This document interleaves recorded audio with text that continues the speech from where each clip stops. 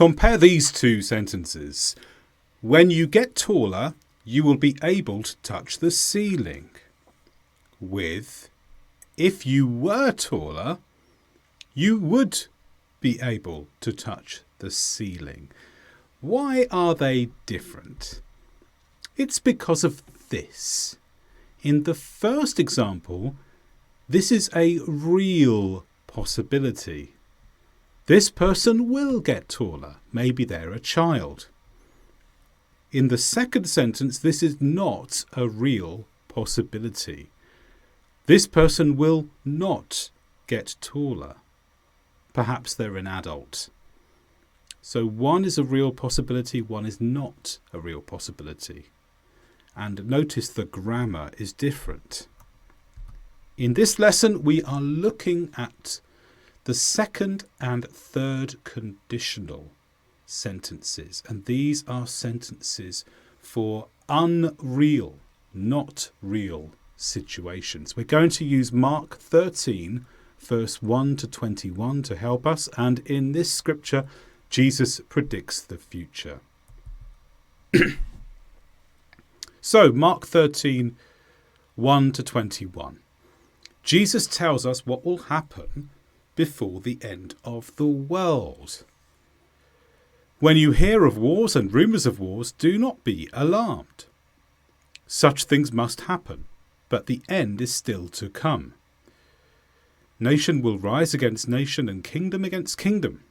There will be earthquakes in various places and famines. And the gospel must first be preached to all nations. If the Lord had not cut short those days, no one would survive. Look at the last sentence.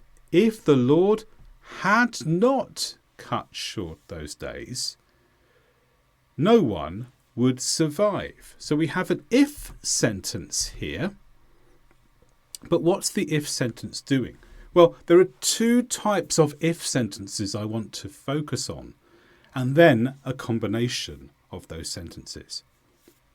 First, predictions from hypothetical situations. Hypothetical means you're using your imagination. It's not real, it's only in your mind. For present hypothetical situations, follow this structure. If Jesus walked on earth today, you would be amazed. If Jesus walked on earth today, you would be amazed. So we have if, the past simple verb, and then in the second part, would, followed by the infinitive. For past hypothetical situations, we do something different. If you had lived when Jesus walked on earth, you would have been amazed. If you had lived when Jesus walked on earth, you would have been amazed.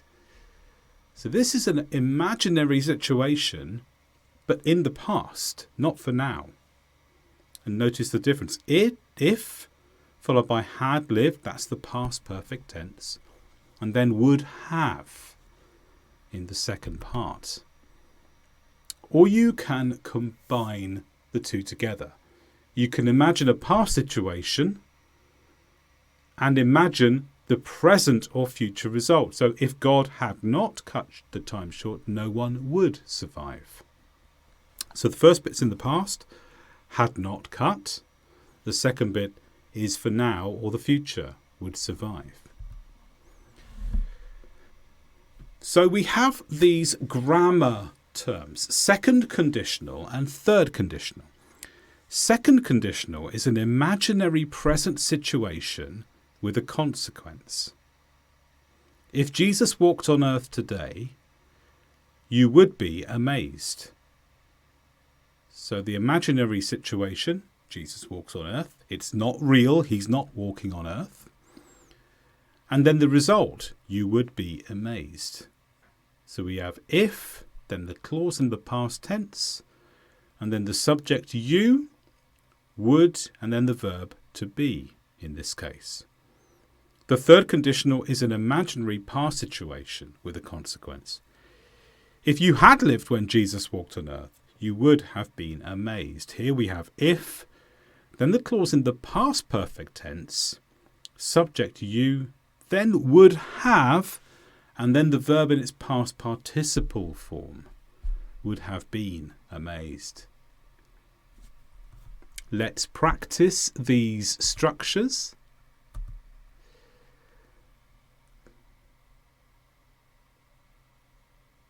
Which sentences contain mistakes with the second or third conditional? A. If the Lord came back today, those who trust in him would go to heaven. B. If the Lord had returned yesterday, we would have gone to heaven yesterday too. C. If the Lord comes back today, we would have gone to heaven. And D. If the Lord had returned yesterday, we had gone to heaven. Pause the video if you need more time. Here are the answers. The first two are correct. A is a hypothetical situation in the present. B is a hypothetical situation in the past. C and D mix the two forms in the wrong way. So Jesus spoke about the future when he was alive, and he was quite accurate. More wars, more troubles, but he talks about him coming again. History started with God. History will end with God. Jesus promises that he will come back. When we look at the world, it looks as if what we see is all there is. But it's not. There is so much more. Because God is real. God is watching history. God is watching the consequences of the wrong things people do in the world. And it's the wrong things that we do and the evil in the world that creates all these bad things happening.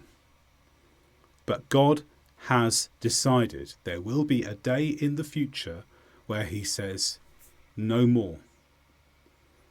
Why doesn't he do it yet? Because he's waiting patiently for people to return to him. Why don't you help that happen today? Why don't you make a new decision to follow him today? It will make the end come sooner. In the next lesson, we look at modal verbs, such as should.